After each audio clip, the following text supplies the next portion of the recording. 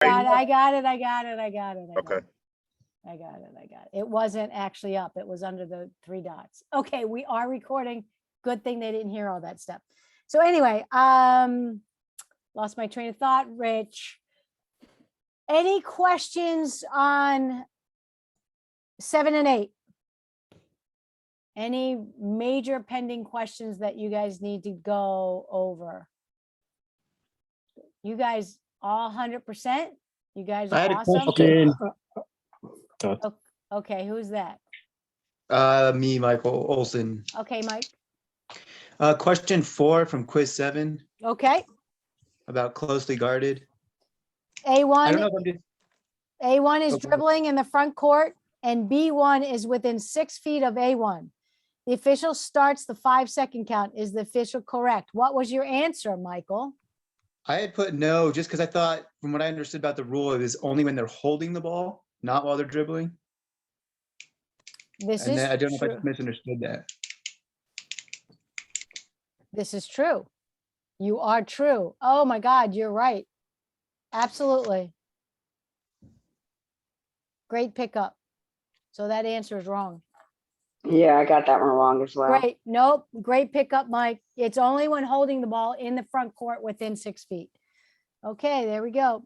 That's enough. See, okay, again, in IBO boys and girls rules, that is a yes answer. Because It's not IABO, Sherry. It's Federation, NFHS. Oh, thank you. Right, Carl. You're right. Okay. Great pickup, Mike. Yeah, you're right. And they just changed that this past year, though. I think What? NFHS now is lined up with college Is it really? Really? think- That was a rule change? last year. Yeah. I don't Can you send that to us, Steve? I don't think it was. think it was. I don't. Well, it was. If it was, it should be documented. Who's saying I don't think it was other than Carl? Mario, I don't think it was. Jeff, Mike, were you talking, Mike? No, this is Steve. No, Steve. Where's Steve?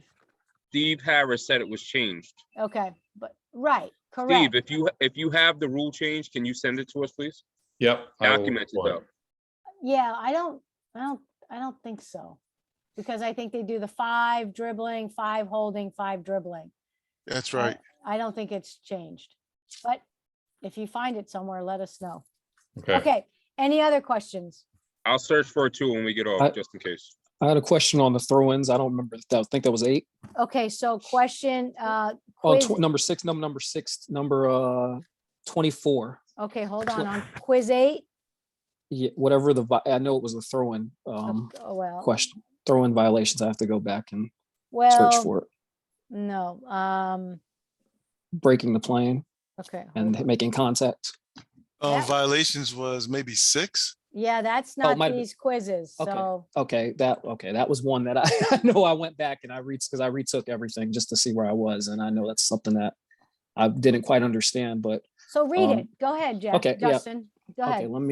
let me pull that up on my phone. Shoot. You're I thinking it- apologize. you I think it's- know the question was they made contact with a player inbounding the ball. B1 made contact with A1 who's inbounding the ball. Is that they said technical foul? The answer was no, it's not a technical foul. Is it Correct. because it's I know that is that rule slightly different in high school, correct? Okay. Correct. Yes, keep talking. You're on the right Okay. track. So is that considered a delay game, or is that considered a violation, or is it how it's enforced? Well, but yes, to answer your question is definitely a delay, but it's also my question to you is Intentional? what kind of, Intentional yes, foul. Intentional foul, yeah. what kind of foul is it? It's an intentional Intentional. So that's foul. what, okay, so it was a wording. Okay, but it's It's still a wording, so similar. that's why it wasn't a technical, because it was an intentional. understand. Okay. Right, and it Got would it. also be a delay if it was the first time that it occurred. And if there was no contact, if there's the contact makes it an intentional, correct? Correct. Okay, that's Correct. where I was. Okay, that was it. Yeah, I Great. think But it's the with the same for intentional, NFHS as Oh. well. Well, I think they're different. it's a difference. they're because different in high names, school, Mario. You would put it at the point of interruption. where in the All right. college, we're putting it half court or at the division line. On opposite, but I Yep. think they're different names. I think in high school, it's not in it. I don't know. Is it an intentional in high school as well? I think it Yes. is the same. Okay, Yeah. It's an intentional. okay, Yeah. great. Okay. Jeff's giving me a thumbs up as well. Okay, a Can lot I- of people. can I- think- This is Kat. Can I ask a question about that? Absolutely. So the intentional would be applied and also a delay of game would be applied, both. If that's the first Is that time that correct? they have Yes. crossed the boundary line. Okay, good. Yes, okay. Okay. Great. Okay. Question for that. Isaac, go ahead. Yeah, what will be the resumption of the play? They still run the end line or it's gonna be on spot? It is gonna, since it's an intentional foul, do you know the penalty for Division one. intentional foul? Yeah, in women college, it's 2 free throw and the ball are opposite the table, division line. Exactly, But exactly. in high school, is at the spot. Well, we're not playing high school basketball. We're officiating Okay. college basketball, Got it. Remember, Alright. Isaac, NFHS is different from women's college. right? Yep. Right, so yeah, we don't have to worry about them running the end line, so. Because it's at the division line opposite. Okay. Yes, you understand?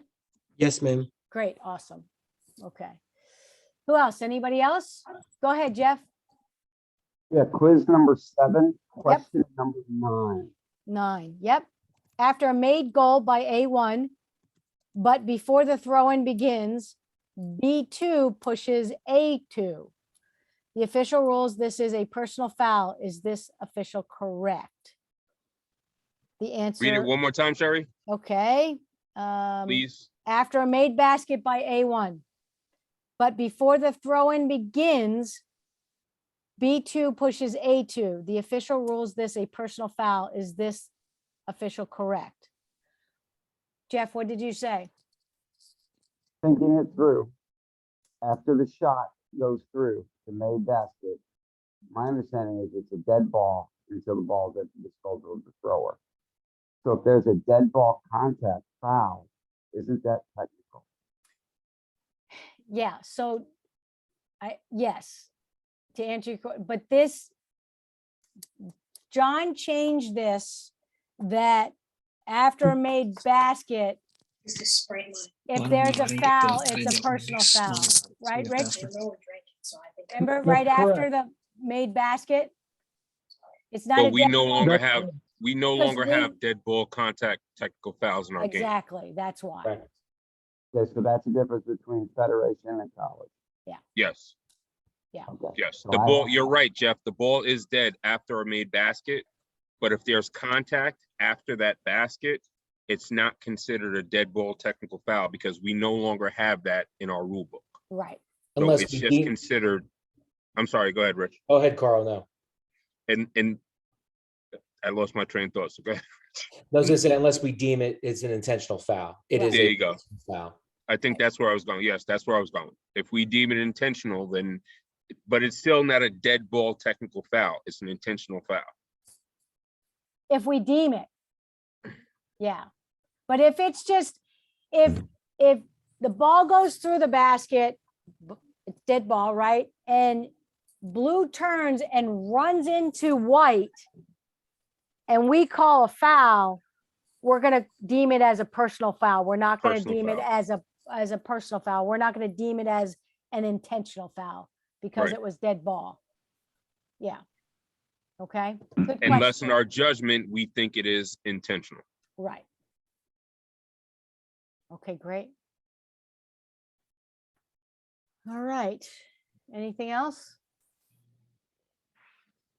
I did look up the closely guarded, and you're right. NFHS is still dribbling, although I gotta look at the Massachusetts site because I know we did not do it that way in Massachusetts last year. So For girls?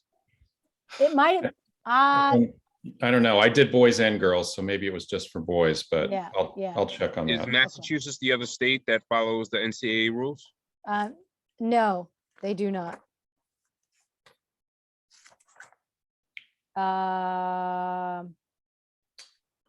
They do have a shot clock. That's what, Mass has a shot clock, not, but they don't go NCAA rules. I think we're the only state in the country, New York is the only state in the country that uses NCAA women's rules. But there are 8 other states that do have a shot clock in girls basketball. Okay. What did you say, Steve? I was right? That's what my husband says all the time too. That's You were. okay. Thank you. Thank you so much. Oh my God, she loves hearing that. Stop playing to her ego, please. All right, great. Any more questions? As you can see, I'm feeling much better this week. Any more Oh, questions? no, we didn't notice, Sherry. Sorry. We Sorry. did not notice that. I have one. Mike, go ahead, Mike. Quiz 8, question 16. Okay. Yeah, A1, I got it. I can read it if you want. go ahead. A1 is awarded 1 free throw, but the administrating official erroneously tells the players that A1 will shoot 2. A1 misses the first, A2 grabs the rebound and scores, but the other players make no attempt to rebound the ball. After conferring, the officials count the goal. Are the officials correct? This is a great question. This is a great question. I put yes and got it incorrect. The reference is 23 AR 25, Correct. which I don't understand what the AR 25 is, but so 2-3 is elastic disadvantage. power. Correct. Who has who I don't The reference was incorrect, I guess, because AR 25 is officials and their duties in Rule 2. so what's it or so what are you saying, Mario? Officials and its duties? So 2-3 is elastic power. And then after it, for the reference, it says A AR period, R 25. period 25. Yeah, AR 25 is misinformation. Oh no, Dave. I guess. Wait, I guess that is it. Well, this is for dealing with a throw-in. You read it. AR 25 is dealing with a throw-in. But they do say it's similar to a free throw, so I guess it would be right. What's it Want say? me to read it for you? Yes. B1's try does not strike the ring and lands untouched on the end line, causing Team A to be awarded a designated spot throw-in. B6 replaces B1. The ball is placed at A2's disposal for the throw-in, and they leave the designated spot. The center official blows the whistle and states that the thrower left the designated spot. The officials now learn that the administering official had misinformed the thrower. So it's misinformation. Yeah, and then it says ruling. Because the officials made a mistake by providing incorrect information to the thrower, thereby causing the violation, the official re-administered the throw-in. This is similar to the situation when the officials misinformed the teams as to the number of free throws to be attempted. Right. Yeah. Right. So yeah. So that's why the answer is no. Does that make sense, Mike? Yeah, so basically It's misinformation by the the officials. official, gave the misinformation. So So you can again, correct it. always go back to advantage, disadvantage. So by giving misinformation, by No. giving, well, Well, we so, never but- use, we don't did like that not- term, Mike. We All don't right, use that okay. term. Yeah. all right. So go ahead. Well, so whatever terminology that because the misinformation the other team didn't do anything and then the team was allowed to score. Right. So Right. I understand. Yes. Okay. So how is that? What's the ruling on that? What is, if we go on, how is that enforced, or what do we do if that does occur? Now that I know the rules, so now what do we do to they reshoot, or they take it out?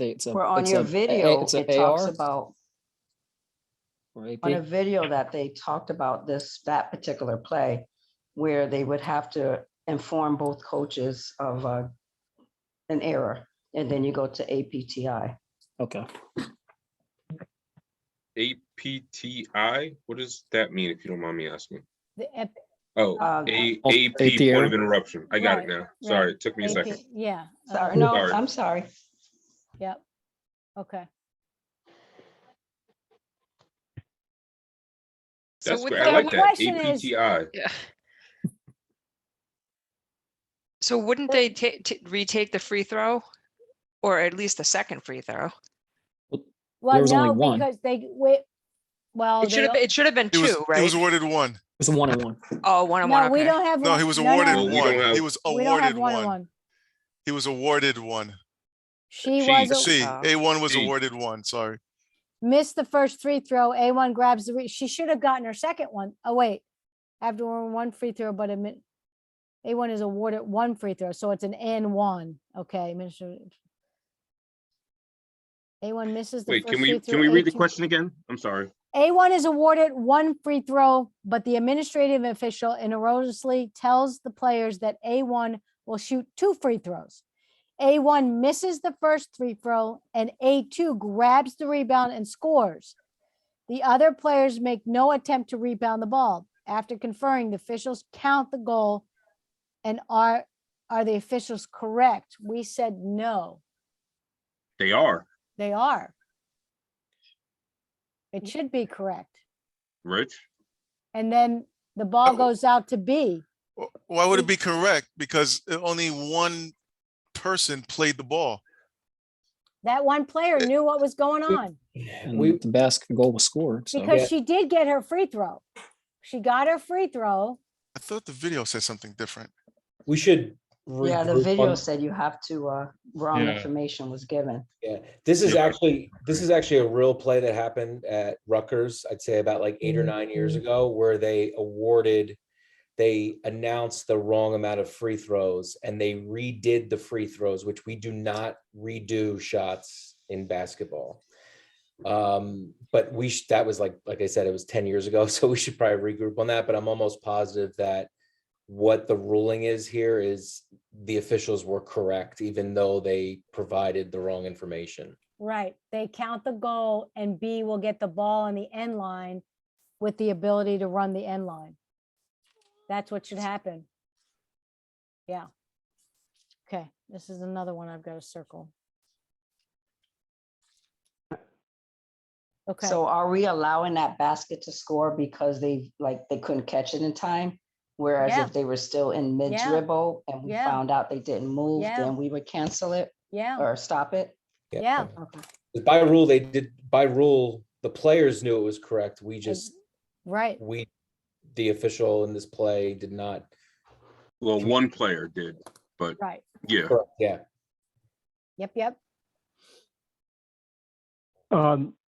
That's, I think the situation is that the officials aren't correct. You don't count it because only one player did know. So you did give a team an advantage by Yes. virtue of the error.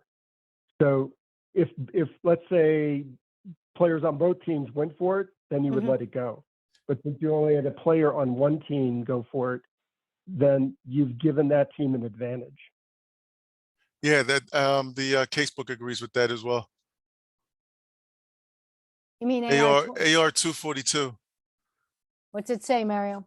The official informs the players along the free throw lane that Yep. 2 free throws shall be awarded when Right. only 1 free throw is merited. A1's first free throw is unsuccessful. Situation 1. While all other players remain inactive, A2 rebounds the ball and successfully scores the goal. Right. The officials discovered that they misinformed the players, and the ruling says the officials' misinformation to the players caused the inactivity.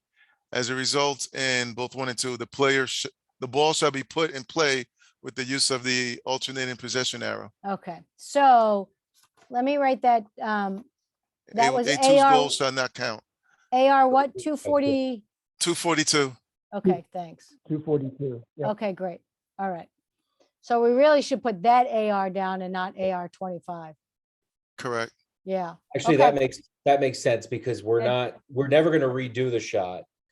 So our option is did we inform them correctly or not? And then if we did not, we go to the AP. So Mario, that's right, yeah. Okay. All right. Good discussion, guys. That's awesome. We just figured it all out. because I screwed y'all up. So that's good. All right, I was wrong. I will admit that, Steve. I know it was hard for me, but that's okay. Wait, this is recorded, right? When everyone. Sherry said she was wrong, this is recorded, right? Can we go back to that All right, everyone. and like rewind? All right, everyone. All right, are we ready to go to the videos? Yep, looks like everybody's ready. Yep, Mike's ready. All right, let's cue it up. Rich. All right, so to follow the theme of the last two modules in terms of, and Sherry's told me this 3 times, and I forgot already, legal guarding, screening, and the third piece, Is oh wait, doesn't matter, I have good plays for this. contact, Contact, screening, guarding, and contact. all that goes together. Let me get these plays up. All right. So I got a handful of plays in terms of screening and guarding here. If I can just get the right window open here. All righty.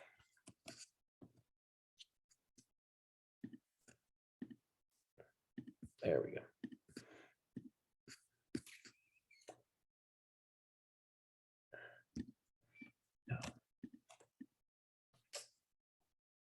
All right. You can all see this, right? Yeah, can you make it bigger or no? There you go. How's There you that? go, perfect. All right, now the black The screen. Zoom, Okay, how's that? better, yes. Okay, so this play is a good example in terms of where we pick up defenders in terms of guarding. So I'm in the lead here on the end line, and I'm sorry I don't have time and score. There wasn't a ticker on this one, but we're 2:33 with 20 2:30. This seconds. is the first half because the visiting team It's is 12 to 24. Oh, good catch. There you go. Okay. Thanks. Yeah, there we It's in go. the corner there. So the drive's going to happen on the strong side here. And I'll just play it through a couple times and then I'll take any questions, comments.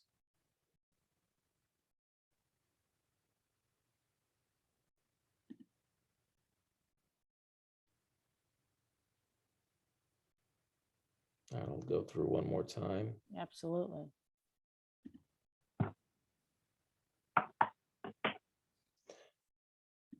So first thing I'll talk through in terms of coverage here. So obviously we're looking at here where we've got, 6 players at least on the strong side of the floor here. So, where I'm looking immediately, I have no post matchup here whatsoever. So where I'm going here in the corner, I'm looking at the corner shooter here, knowing that Columbia, they shot 26 threes in this game. Wow. Columbia, I think between the two teams, they shot 50 threes and made between the two teams like 22. This score ended up in the high 80s. So knowing that, Columbia was looking to shoot threes, I'm moving my eyes out to the perimeter here. I'm familiar with Columbia. They were playing, this was a tournament at Lehigh. They were playing Missouri. First time I ever saw Missouri. So really trying to just get used to their style of play. They were a lot taller, obviously. SEC school versus an Ivy school. Size differential was big here. So my eyes were going right to the corner here to look here and also to kind of peek and help my trail here in case if there's any ball screens. So the action moved pretty quick here. So into the corner and right where I had my, my focus here is right where the ball went. And here I'm not looking at the Columbia player, I'm going right to the Missouri player. To understand, what is she going to do? Where are her feet? And what's happening from here? Because the other piece with, understanding Columbia is if they're not going to shoot the three, they're going to put the ball on the floor and all their players, or which are mostly guards, are going to drive to the basket here. And, I had one partner on my crew in this game that had Missouri previously. So understanding that Missouri looks to take charges at a higher clip. So really just looking to pick up the feet of the defender. And really I see, that the Columbia player really just drops her shoulder, the defender 2 feet on the floor facing the defender, establishes she's allowed to move laterally and obliquely, and never moved into the path of the defender. So I always think, in my mind, processing this play, what did the defender do wrong? If the coach were to ask me, I cannot communicate what the defender did wrong at all, because I don't think she did anything wrong here. Right. So that is why, and these plays can be tough on the quick baseline drives here, especially as the lead official. You're very close to the play and on top of it, so it's a lot to process in a quick, a short period of time. But my, ruling here, obviously, I've played it quite a few times, was offensive foul here. Rich, quick question. You mentioned she dropped her shoulder. Is that something that we should look at when we're officiating block charge plays? Yeah, probably shouldn't set it too bluntly like that. I think yes and no. I think, if by dropping the shoulder, the biggest thing is, did it displace the defender? That is the biggest thing. You can have players that will drop shoulders and then the defender, the wind blows her over and she falls down, it's a flop. But if she clearly displaces her and gains an advantage by dropping that shoulder because of the contact, that is something we should always pay attention to. Also, in terms of anything, above the shoulders or shoulder above, you could potentially have contact to the face of the head there, which you may be going higher than just a personal foul. Yeah. I think that was a great clip showing how the defender, gained legal guarding position, and then she maintained it all the way through the drive, which was great. I mean, that's classic right there. Yeah, and I think overall, in terms of a focus in our game, is the perception is that we're calling a lot of blocks. We're bailing out the offensive player in these situations. I think it's important to focus and referee the defense. Here, I pick up the defense, and that is my sole focus to the entire play. At the end of the day, the offense is going one way. She's going to the basket. There's one way for her to get to the basket, but the defender has a couple different opportunities to change how she's going to defend a player. Is she just going to, move laterally or back, or is she going to try to bump her off and move into her? So it's a lot easier to officiate these plays when you're paying attention to the defense. Yeah, it's great. I think that's the, I'm sorry, Sherry. I think that's the key right there. We have to referee the defense. I'm not a big proponent of the offensive player drop their shoulder, right? The defender has to be legal, 2 feet on the floor, facing the opponent, and moves legally. As long as the defender does that, then we have a charge. Mhm. If the defender doesn't do that, then we should have a block. Yeah. But Rich is right. We call more blocks than we should. Yeah, because we're not 100% sure of was the defense legally in legal guarding position and whether they maintained it. And so we go with the easy out and we just call a block. Yeah. That's what happens. Can you bring that play up again? Because I want to show them something about the C in this play. I personally think the easy out is calling an offensive foul, because when we call a block, now you're giving that offensive team 2 shots. Yeah, Especially and if they also start their most shoot. the other thing here, not that it's Sorry. And another thing while I'm trying to bring this back up here, another thing to point out, not that it matters what end of the floor you're on, but this play, I mean, if you look here, if I blow it up, it's just these little things. This is the coach of the team that's on defense. Right. She's got almost as good of a look that I do on Absolutely. And she's, I mean, you look at her reaction here, she's like, she's got the best look besides me in terms of this call. She's a little straight line, but it would be very difficult for me to communicate to her why I would put a block on her player there. I agree. Sorry, going back to Sherry, there you go. So if you notice on this play, just hold it there. You have the lead, you have the trail, which is in good position. He's actually watching the matchup right now. But look at the C. The C is actually, I shouldn't say this, not where I'd like her to be, but watch her position adjust as the play moves down. As it goes, she's moving down, she's getting a better look because she doesn't have much either going on, but she sees this secondary defender right here. So that's what She she's can help looking out. at. Yep. He can help out on that shot, on on that call right there, if in fact that comes into play. But I love the We have fact an the way RA that play, yep.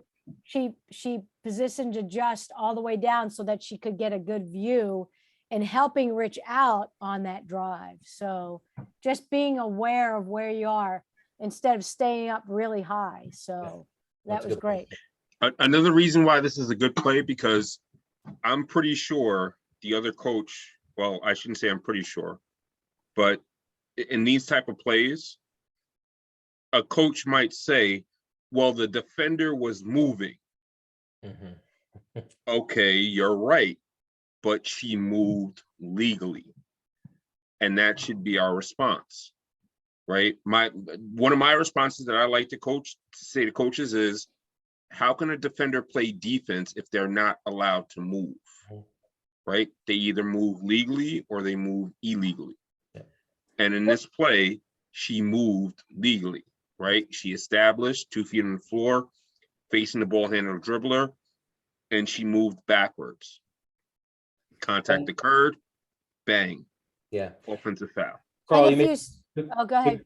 you make a good point here, because the Columbia coach, she's a little pistol. She's got quite an interesting personality to manage during a game. But if you watch her, I mean, That's what I was just gonna say. She's at Yep, the top of her coaching box, and she turns around and knows it. yep. She doesn't say a word. Yep, Yeah. she knows. Yeah, Yep, Good point. yep, she great. completely knew. I didn't and see did that. Nothing there. Yep. But some coaches are going to say, wait, the defender was moving. Yep. Okay. Isaac, you have a question? Yeah, I wanted to add that it's a good call because I caught, like Al Batista say, she fall on her back. It's definitely not a flop. If she fall on her butt, it couldn't be a flop or something, but clearly she fall on her back, right? Mhm. Agreed. Yeah, she didn't sit down. And when they sit down, for us, that is a clue that they're flopping. Yeah. Because they're sitting, they're not getting They're pushed not off getting their pushed feet. back. Yep. Yeah, they're not getting. They're not getting displaced. Yep. Let's use the right word, displaced. Mhm. Good point, Isaac. Thank you. Great. Great call, Rich. Great play. Yep. All right. Any Bring other another questions, one. comments? Other We'll get another one comments? up. Pull another one up. All right. There was some in the chat. I think it was, oh yeah, sorry. Mike I'll- Reck, great point. Self-talk through that play. Legal, Yep. offensive foul. Right. Absolutely. Great point. Self-talk really helps you out. The trail turns their back on the players a bit early. Yeah, that's true. They did. They turned and Yeah, start she did. walking. Mhm. Yeah, she did. Yeah. All right, so let's do a screening play here. This is not my play, but it's Scott, so I'm allowed to bash him a little bit now. He got the- Kerry, goodbye, advantage, disadvantage. I like that. Yep. Yeah. Okay. Okay. Legal or illegal. That's what we should be refereeing now. Yep. Yep. So on this play, our lead's going to rotate over, and this is going to happen on the strong side, down all the way in the corner here in terms of a player in red setting a screen here. So I'll play this through a couple times. So it's going to be red 2 here who just set one little screen. Mm-hmm. Oh, yeah. Oh, yeah, you go, Scott.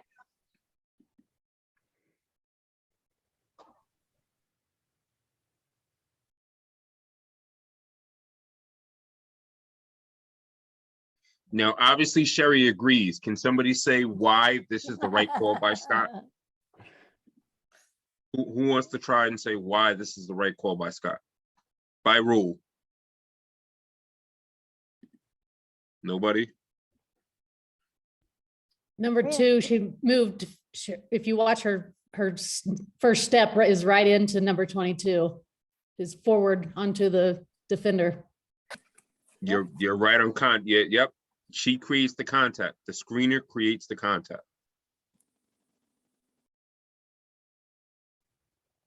Right here. She's still moving as the defender's coming through her. Yep. The screener creates the contact. No, but she was stationary though. No, she No, wasn't. she's not. She's Right. not, Isaac. Look at it again. Run it again. Rich, run it through.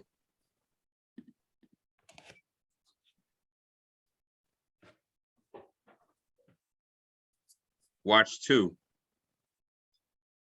Oh yeah, yes, yes. I Give her agree. an She's not, opportunity she to creates the contact. avoid that. Mhm. And her reaction is hysterical, even the coach. What'd she do? I think this is also another good example in terms of us owning our coverage areas. Scott does a really good job. Overall, this is, I think, really good crew coverage. Recognizing that everything's happening strong side, our trail, Don, another good friend of mine, he's really got nothing going on. And he's kind of peeking over here a bit, which in this situation, I think is fine, because that's where a lot of the action is. This is probably only his engaged matchup here is with 2, which she ends up being the whole disruptor here in this play. And Scott really just moves immediately to move over there once he sees the ball settle in the corner here, and goes right out. Our new trail now, what will be our new trail, has the count on the ball. So Scott recognized that and goes, to where his next matchup is. And then as you see here, as in Maris, they move this open offense here. So Scott, picks up, where 2 is here and what his problem could be here. So we've got kind of a, almost a 4-on-4 over here at this point. So I think this is just a really good job of crew coverage here, overall. So that's my take on it. I don't know if anybody has any comments or questions on this play, but I thought it was just overall a good job of crew coverage. Look at where Scott also goes when he rotates. He doesn't stay on the end line. He actually takes a couple of steps back and gets a wide angle. And as the ball moves, see right there, he's wide, right? So he can see number 2 right there, right? So he's probably watching her. Then as the play goes on, steps in a little bit, he's still wide, and he has a great look in number 2, and that's a great call by Scott. Right. Because the trail had the ball on that, Rich, and then Count, yep. and Scott had the cutters. So it was great. Cutters Yeah. and the screeners. So that was really good. Yeah. Yep. If the lead misses that call, would you expect the trail to get that? Yeah. Yeah. Fingers crossed. Yeah. But yes. And that's hard because, like I just said, the trail had the ball because it was outside the 3-point line. So Below the free throw line extended as well. I mean, yeah. So that's tough. But You could also argue, I'm going to pull this back up. It would be a really stretch for our new team, but Don for the old C new trail, right? Yeah. But Don, he's got really at this point nobody really engaged. You got a couple players within a couple feet, but nothing where that he needs to really stay focused. Like, so he could extend. I mean, he's got a pretty open look right here to go. Meaning the current C. Yes, the current C. I mean, that would be a very, very delayed whistle, but if it needed to come from him, I mean, Scott's very quick on this, but I can see where a C may come in and help with this. Somebody's got to get it though. Yeah. But I'm sure it's like you said, like, when you get to that level, you have information and you know what the teams are running. Yeah. And I'm sure Scott had that information that he knows, like how Rich said, they run an open offense, they screen, they pick, they do this, that, and the third. So I'm sure Scott had that in the back of his head and he was like, let me look for a screen here. Yeah. And he saw the illegal screen and he came out and got it. I think overall, that's something as you take to your games and you start to see teams over and over again, it's something that you don't even have to try to remember about. You just remember those few players or those teams that consistently run the same type style of offense or defense. Yeah. So you are prepared from the start, especially when you get into conference play and the rivalries and things like that. Obviously, it's always nice when you go in not knowing either team and you can settle into a game and see what happens. But I think there is somewhat of advantage the same way that, I mean, at certain leagues and coaches, they scout officials. They know who their officials are in each game and know what our tendencies are in terms of what our focus is in terms of what we're calling. So, you know, we do the same thing, obviously, with understanding, you know, certain teams and or players. And it's nice to have that knowledge. I think that's why it just makes the pregame that much more important. Even if you're best friends with who you're working with, if you haven't seen Team A and they've seen them 3 times, like, you're going to want to know that information so that you can be on the same page as them out there. So the coach isn't saying, well, Scott, you're getting everything, but why isn't Rich, you know, why isn't Rich on the same page as you two? So I just think that's why pregame is that much more important. Mike, are you good? Hold on, I'm sorry. Mike, are you good? Okay, it looked you had a question. All right, go ahead, Mario. You got something? Yeah, I just have a quick question in terms of knowing seeing a team and being familiar with their plays. So you're in a 3-person and the ball moves on the strong side, so you're on the strong side, right? Or you're on the weak side and then the ball rotates to the strong side. But if you know their play and you know they're going to swing that back with a screen and come back down to the other side, do you stay or do you go?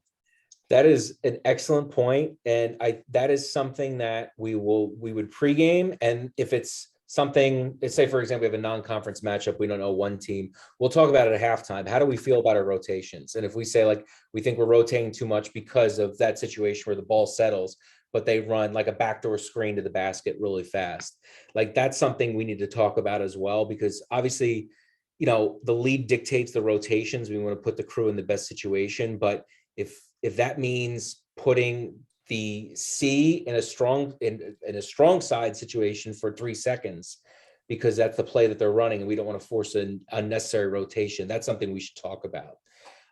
Whether it's pregame or we don't know about it, we talk about it at, you know, the first timeout where we get together and say, like, listen, let's hold off on that rotation because of that specific play. But that is information that should be shared, because we don't want to rotate if it's not necessary, especially if we identify there are, Mario, to your point, there's teams that just run the same play 20 times a game. And if we're rotating into a drive to the basket or, you know, a post lob, we don't want to be doing that, because then it puts us all out of the right position to make an appropriate call. Yeah, and you know, there's a lot of times, because I've been officiating in the same conference for 12 years. So I know these teams over and over and their offenses. And so, you know, I will pregame with my other officials that, hey, let's not come out of the gate rotating. Let's see what they do. And because a lot of times at the level of what I'm officiating, they're going to do that skip pass and we know it's coming back. So let's not be ping ponging back and forth on the end line. Let's settle first. Let's see what they're running. And then, so just kind of like what you're saying, because we know it's coming back. So we're not going to rotate a ton because we know what they're running. So, And yeah. for those of us who haven't been in the conference for 12 years, such as myself, you know what, we'll pregame that as well. And we'll say early on, let's be patient with our rotations, because like Sherry used, I love that term, ping ponging. We don't want our lead going back and forth, back and forth, back and forth, because it's messing up our trail and our seat. All right. So, you know, if you're new to the teams, you're new to the conferences or whatever it is, you pregame that and you say, hey, I don't want to let's see what they do first. Yeah. This team may run an offense where they set a screen, like Rich said, and then they throw a, you know, cross court pass or backdoor pass or something like that, where we don't have to rotate. So early on in the game, you might want to settle in and not rotate as much. Okay. And something once that you get the feel, then you can go from there. And something, and Mike, I saw you raise your hand. I'll get to that in a second, but real quick, just Mario, to your point there, I think something that is beneficial as the lead is don't be afraid to go middle of the paint, pinch the paint, because that's not going to force the rotation. So you coming that far will help your C that much, especially if you have a quick drive to the basket where you can pick up any possible secondary defender. So I always recommend as the C, like start going as much as you can, because you can always come back. Because once you get to the other side of the lane line and you start turning and basically giving the body language to your C now new trail that they need to move, it causes problems. So don't be afraid to move into the paint and use that as, you know, an assistance area as well. Go ahead, Mike. Yeah, so a rotation question, since we were discussing it. So many times the defense that's being played kind of dictates what the offense does. Do you find that sometimes a team that plays zone defense a lot, or, you know, often, and because of the way that the ball will be passed around the perimeter and high post flashes and that kind of thing, maybe the ball is not moving quite as much. Maybe there's not as much pick and roll action. So because of those factors, do you find that maybe there's less rotations when the zone? Yes. When the zone. Absolutely. I think Sherry and Carl would agree with me, and even Carrie loves from her days. But when we see a zone, it's a sigh of relief. We sit back and everybody, especially the C gets really lucky in those scenarios because they can just go from C to C. But those are situations where we should really be patient and sit back and just watch the ball bounce around. And also we should communicate that at any timeout to say, like, if we have a lead that, you know, an eager lead that is maybe new to the game, that's bouncing back and forth, you know, letting them know, listen, they're in a zone, just sit back and watch the ball where it settles.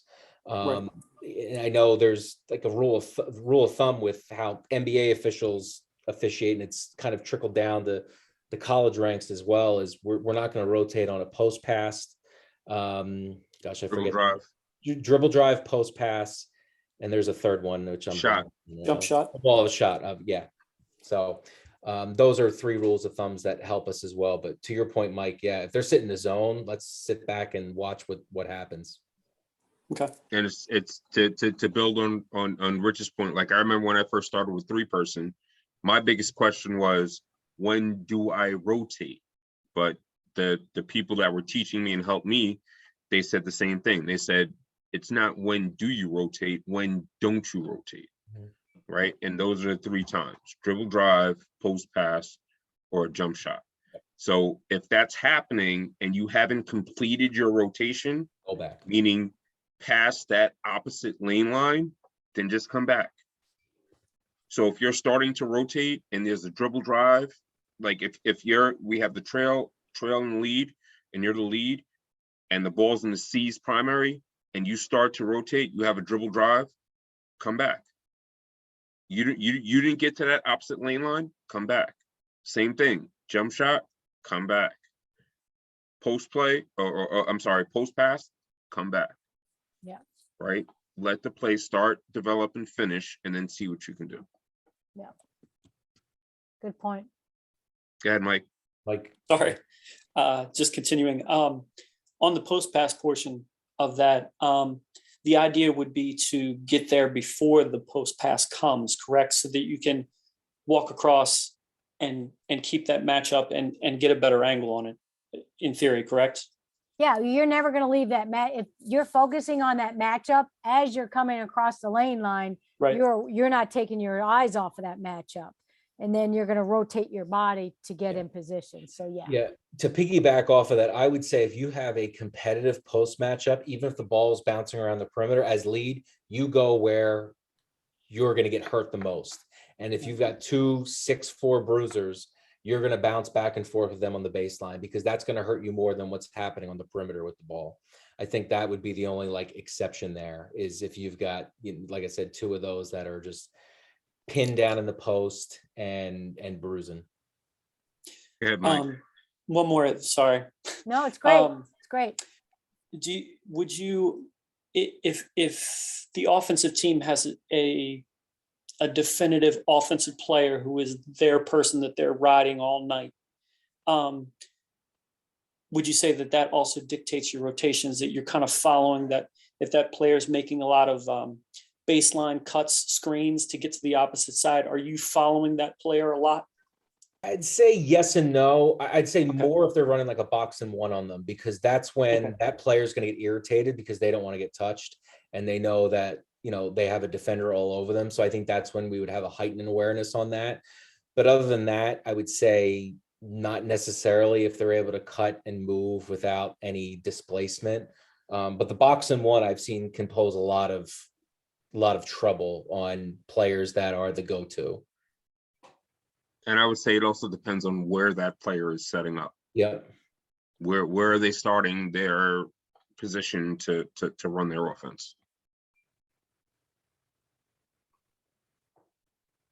You want to pull up one more, Rich? Yeah, I got one more here, and this is another good, I think, crew coverage play. Let me share. All right. So this play is going to happen off ball, right about here, and my lead's going to pick this up here. So I'm in the center right now. And notice, I'll say, notice this is a good one. Time and score. We're not even 2 minutes into the game here. Play through again.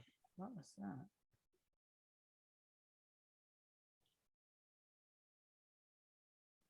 Do one more time.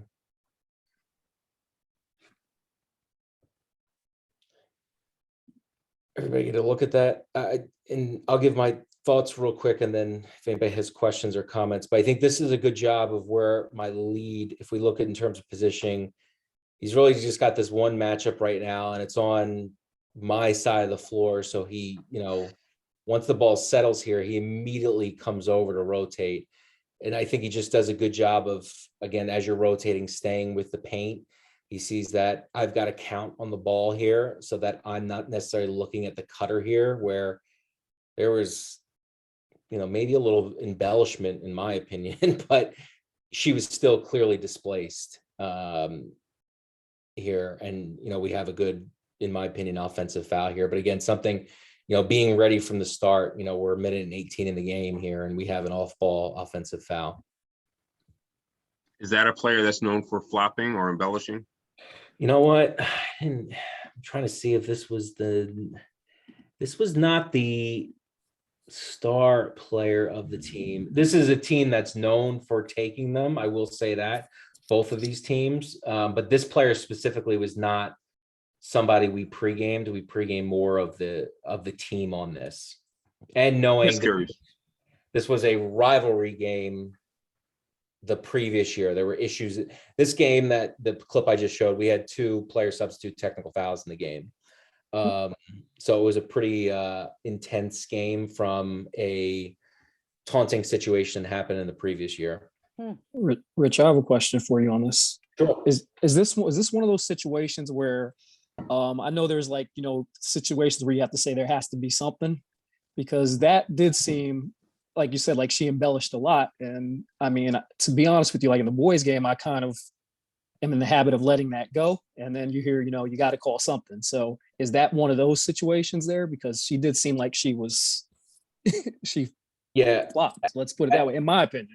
Yeah, I agree. I think there is an embellishment act here, but if we look at by rule, can we get supported by rule? That's always how I think about it. Okay. We are supported by rule here. I think defender was in legal guarding position, and she was clearly displaced by a moving player that came into her path and displaced her from the spot that she was entitled to. I would say, even as much as she may embellish, was the act still illegal, and was the contact illegal? And this clip and we did get supported by our coordinator in this act. And if we didn't put it, to also answer your question, if we didn't put a whistle on it, we would have got sent this clip and asked, why didn't we have a whistle on this? Okay, understand. I think the point was that the defender got there first. The defender got to that spot first. I think if even if the coach asked the question, why did they call offensive foul? Because the defender got there first and she was moved off of her spot. And something that I've always done, I do this with players that embellish a little bit to when they don't need to get the call. They just do what they're supposed to do, gain legal guarding position and maintain it. Sometimes after I blow the whistle, I'll say, like, listen, the theatrics are not needed. They can only hurt you more if you keep doing it. So even mentioning the player, you notice that they're a little over the top with their, reaction to plays, sometimes can help alleviate that, because it can only help their cause in the future. If they continue to flail their arms, to your point, Justin, at some point, somebody may not put a whistle on it just because they're known to do that. Communication. Yeah, And that may not be the right thing to do, but if, there's a boy who cried wolf, you keep doing that, at some point, you may not get the call. Or you may get the call against you. Yeah, exactly. Rich, you talked about the benefits of pinching as opposed to completed rotation. Yep. Can you maybe go through that with just a video up, just even a screenshot, just so we can see it, sort of see what you're talking about? Yeah, absolutely. It's a good point here. I'll pull up the same clip real quick. I know we're at time, so if people have to drop, that's fine. But here, for example, if, my lead, I'll try to go slow here. So for example, if he wanted to stop right here, considering we have, this player cutting down who eventually causes the foul here. But if he wanted to stop here to see what happens, because, we have players cutting, pitching the paint right here and stopping isn't a bad thing, because he does have, an open angle to everything in the paint. The trail out here is in a pretty good position. I'm holding my ground free throw line, on the ball here.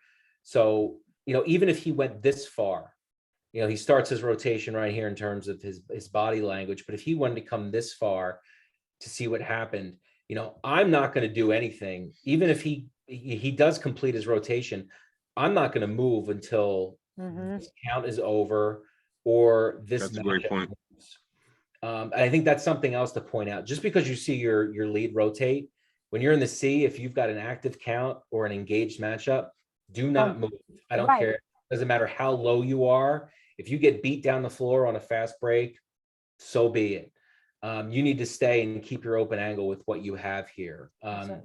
If anything, there's, and John Levinson says this, there's a problem when you have two trails, but not when you have two Cs. I was just about to say that. Yep. So we could have two Cs, but we can't have two trails. Exactly. So I think this is a good scenario here where if, Mike were to go back here, we're all in a good position to stay status quo and not, have to worry about, moving around or looking back to see where anybody is here.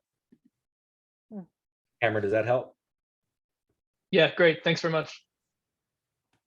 Yeah, that was good. That was good.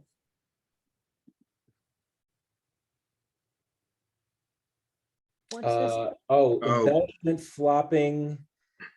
Any indication that might be coming to women's? Yeah. They haven't, John. I was at a camp. The camp that the last camp that I went to, that John was there. They're still not looking to make that a technical foul as of yet.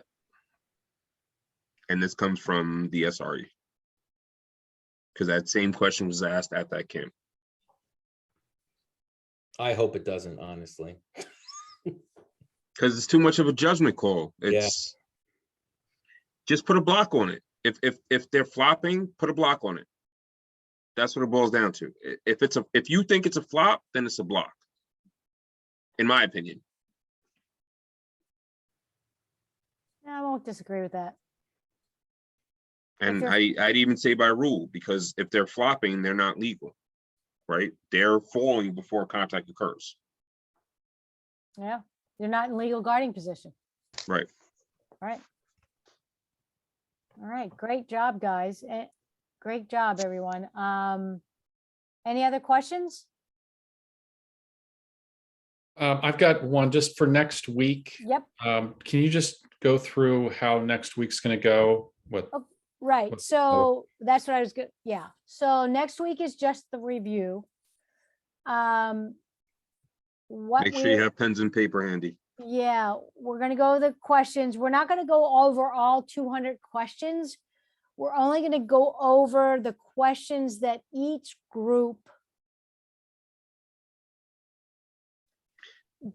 Make sure you have pens and paper handy. had issues with, I guess. So, you know, you can give your answers, but you could say, all right, but number 8, we all had an issue on it. Something like that. I mean, you all are all supposed to be doing the practice exams anyway. So I guess the other thing is you could go, if your group's doing 1 through 10 or 1 through 20, you know, you'll say number 1 is yes, number 2 is no. And I guess obviously have your references ready for that as well. And if anybody from any other team is, oh, I got that one wrong, why is that wrong, or whatever. So we're not going to go over all 200 questions. We're only going to go over the ones that everyone got wrong. Now you guys have to remember, once this exam goes up, because we had some issues obviously with the references, you don't need those references to answer your questions. You know, it's a yes or no question. So you have a 50-50 shot of whether you're going to get it right or not. Now we want you to get it right, and we want you to get it right for the correct reasons, but having the correct reference isn't going to depend on you answering those questions on the exams. Does that make sense to everyone? You ahead. have to answer the question right. If the test says the rule reference is wrong, but you got the question right, Yeah, that's what's more important, if Right. that makes sense. because we're going to fix all those rule references. So not to get so stressed out about the test and the rule references and if it's correct, because like I said, you have a 50-50 shot of getting the question correct. Does that make sense? Is everybody working with each other now? Everybody, it looked like in the Yeah, stream how the that group's going? everybody was reaching out to their groups. So I hope you guys are working on that. Is that a yes? Yes, Mike, thank you. Okay, Steve, yes. Okay, Maura says yes. all right, some of you may do more work than others. I can't help you out there. So, and that's okay, because the more work you do, the better it is for you. So you'll understand it much better. Okay, you guys have a great weekend. Work hard on these, and I'll put another reminder in the classroom, Google Classroom. If you have questions, obviously put them in there. We'll get back to you, and we'll see you next Thursday at 8:30. All right. Yes. For the finale. Don't All right. hesitate to reach out with questions if you're not sure, please. Okay. Great job, everybody. Night, Have a everybody. great night. Thanks, everyone. Thank you. Yep.